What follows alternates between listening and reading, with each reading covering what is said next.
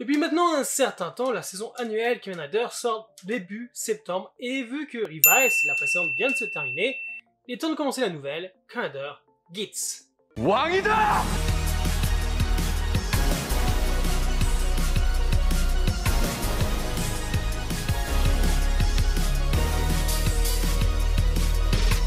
Wow. Le Desire Grand Prix est un jeu pour protéger la paix de la menace du mystérieux ennemi, Damaito, dont l'origine et le but sont purement et simplement inconnus. Chaque participant se transforme alors en Kamen Rider et s'affronte pour gagner la partie en battant des ennemis et en sauvant des gens. Le gagnant du Grand Prix sera récompensé par le droit de donner vie à un monde idéal. Comme toujours, c'est un premier épisode, donc il est normal d'avoir des questions à foison à la fin de celui-ci. Et comme tout premier épisode, il est très classique. Première transformation, premier Rider Kick, présentation rapide des personnages qu'on va suivre, héros et méchants, on pose les bases de l'histoire, mais cette année, les informations ne sont pas là.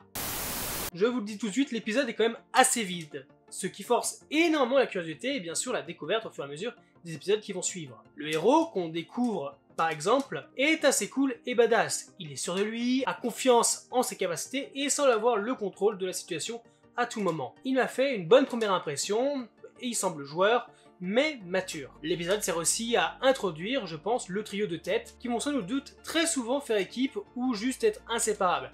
Un trio composé d'un héros, d'un demandeur d'emploi, qui a bien du mal à accepter la vision de la société actuelle, et d'une riche influenceuse adoratrice des chats. Et c'est bien, c'est les deux trucs qui fonctionnent sur les réseaux sociaux, c'est-à-dire une fille et des chats. Alors du coup, la question se pose, Kamen Rider va-t-il tomber dans le classique triangle amoureux que l'on voit très souvent dans les dramas?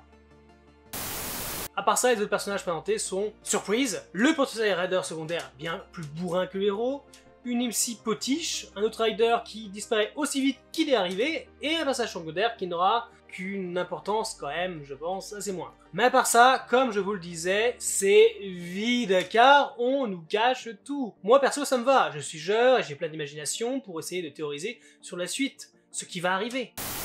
Niveau design des riders, cette année, je n'ai rien à redire. Pour commencer, j'aime les couleurs, les associations, le dynamisme, les effets, la transformation, le henshin est très sympa, les effets sonores jouent beaucoup pour renforcer le côté badass du personnage. Il y a de la CGI, mais juste ce qu'il faut. Et j'ai vraiment beaucoup apprécié le Rider Kick. On va aussi nous présenter, enfin nous jeter au visage les méchants. On ne sait rien d'eux, qui ils sont, leur but, pourquoi massacrer la populace, ou plutôt les PNJ. Ah oui, parce que j'ai oublié de vous dire, mais cette année, l'inspiration, c'est le jeu vidéo, mais plus orienté des jeux du style Apex Legends ou Fortnite. Les Riders sont donc les joueurs, et il faut être le dernier encore debout à la fin.